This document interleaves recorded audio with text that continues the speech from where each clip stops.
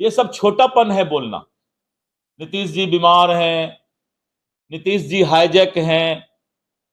कभी नीतीश जी बोले हैं कि लालू जी बीमार हैं? नीतीश कुमार जी बार बार बोल रहे हैं कि मैं महागठबंधन के साथ जब सरकार में था तो घुटन महसूस कर रहा था, लूट मचा हुआ था, और जब मैंने असहज महसूस किया तब मुझे उसको अपने गठबंधन से कान पकड़ के बाहर निकालना पड़ा। अररिया में रहोगे तो हिंदू बनना होगा, जबकि ऐसी कोई बात नहीं। हिंदू बनना होगा यानी हिंदू बन के सबको रहना होगा जो हिंदू की अलग अलग जाति है। अररिया की घटना अब्बाह की घटना है और लोगों को इस तरह के बातों में नहीं पड़ना चाहिए। नमस्कार, आप देख रहे हैं आगाज पोस्ट न्यूज और मैं हूं आपके साथ करुणा तिवारी। फिलहाल बिहार के अररिया में मुसलमान जो है सड़कों पर है। जब से प्रदीप सिंह ने कहा है कि अगर अररिया में रहना है तो हिंदू बनकर रहना है होगा, इसीलिए मुस्लिम जो है वो सड़कों पर आए हुए हैं। अब इस पर हमने बातचीत की प्रदेश अध्यक्ष भाजपा के जो है दिलीप जायसवाल जी से, वो क्या कुछ कह रहे हैं पहले आप सुने। देखिए, देश के सभी जिम्मेदार लोगों का फर्ज है, मीडिया से लेके नेता से लेके आम जनता का, कि देश के अंदर सौहार्दपूर्ण वातावरण रहे और 140 करोड़ देश की जनता का सौहार्दपूर्ण वातावरण बना रहे। अररिया की घटना जो है सही बातों को अच्छे तरीके से लोगों के सामने नहीं रखा गया, जिस कारण लोगों में रोष आया है।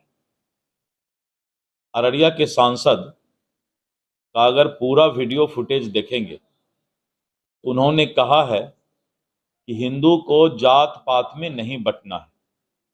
अररिया में अगर रहना है तो सभी हिंदू को एक बनकर रहना चाहिए,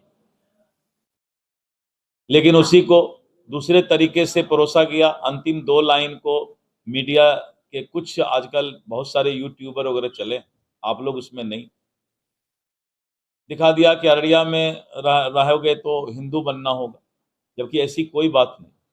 हिंदू बनना होगा यानी हिंदू बन के सबको रहना होगा जो हिंदू की अलग अलग जाति है। उसके बाद भी उन्होंने एक लाइन कहा कि आपस में हिंदू में सबको शादी ब्याह करना पड़ेगा, यानी सब लोग एक बन के रहो।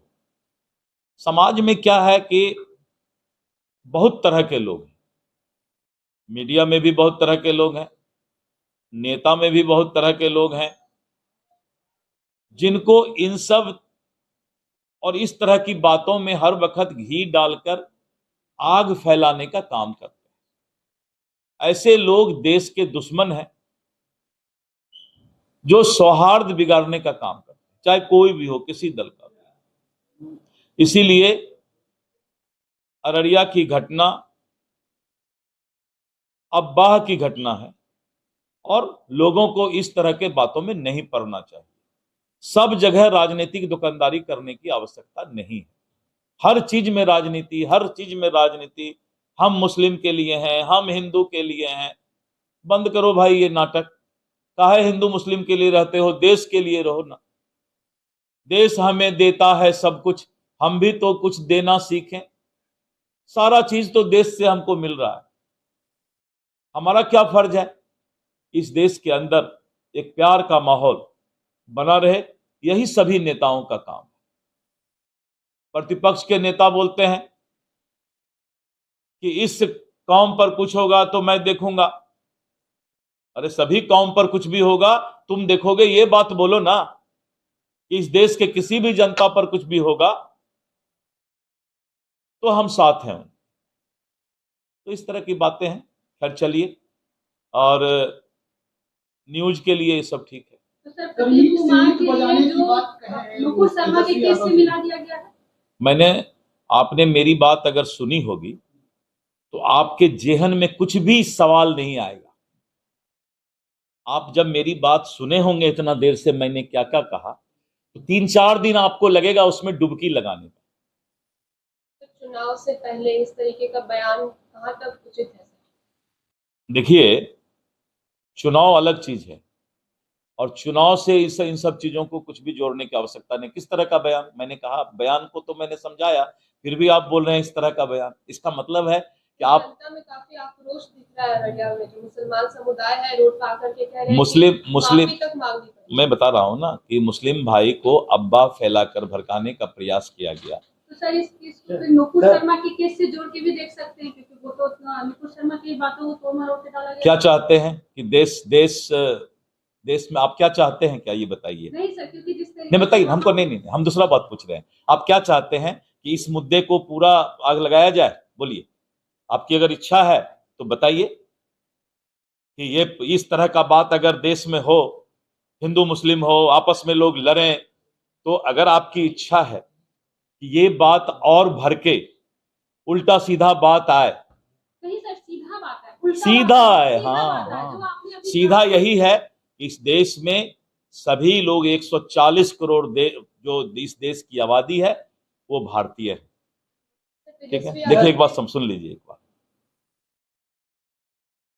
चैनल को हर वक्त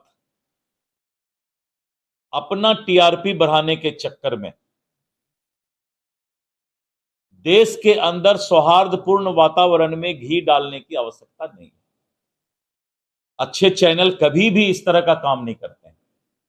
सुबह से मैं बहुत से चैनल से मिला, लेकिन वो लोग कभी भी नहीं चाहते हैं कि इतना खींचो कि रबर टूट जाए। इस देश को हर वक्त सब लोग आपस में मिलजुल करके रखें, इसके लिए आप लोग पत्रकारिता कीजिए, चैनल चलाइए। तेजस्वी यादव का जो बयान है, ईंट से ईंट बजा, वहीं पर हैं अभी तक आप। तो उस पर आप क्या बोलेंगे? बजाने दीजिए, उनको बोलिए ईंट खरीदने में अभी ईंट थोड़ा महंगा हो गया है, तो ईंट की जरूरत होगी तो हमसे ले लेंगे, और तेजस्वी को तो कोई काम है नहीं।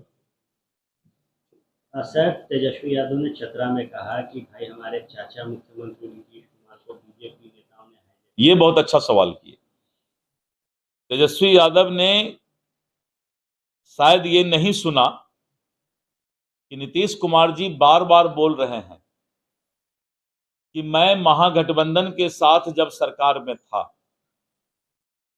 तो घुटन महसूस कर रहा था, लूट मचा हुआ था, और जब मैंने असहज महसूस किया तब मुझे उसको अपने गठबंधन से कान पकड़ के बाहर निकालना पड़ा। क्योंकि नीतीश कुमार जी की सहन शक्ति का एक हद है। वो इंसान अपने आप में बहुत हद तक सहते हैं, लेकिन किसी चीज की सीमा होती है। और जब मेरे ही दल के गिरिराज सिंह जी ने ये हिंदू स्वाभिमान यात्रा निकाला तो नीतीश कुमार जी ने स्पष्ट तौर पर कहा, और मैंने भाजपा के प्रदेश अध्यक्ष होने के नाते ये बयान दिया कि भाजपा को इन सब तरह के यात्रा से कोई मतलब नहीं। अच्छे चीज को संकलित कीजिए, और धीरे धीरे भगवान प्रतिपक्ष के नेता को भी चांदी का चम्मच जन्म लेकर के राजा का बेटा राजा बनने का प्रयास कर रहे हैं। इसीलिए जो है इन सब बातों का कोई महत्व नहीं है कि नीतीश जी को कोई हाईजैक कर सकता है। उनके पिताजी का जो समय में जो नीतीश जी 1974 की उपज है, हम कहां कह रहे हैं कि लालू यादव को कोई हाईजैक कर लिया। ये सब छोटापन है बोलना। नीतीश जी बीमार हैं, नीतीश जी हाईजैक हैं। कभी नीतीश जी बोले हैं कि लालू जी बीमार हैं? कभी भी उनके स्वास्थ्य के बारे में उन्होंने कोई हंसी परिहास उड़ाया है क्या? भगवान से डरना चाहिए इन नेताओं को। सबको एक दिन इसी उम्र में आना है और यही हालात होना है, लेकिन नीतीश जी शायद तेजस्वी से 100 गुना ज्यादा स्वस्थ हैं।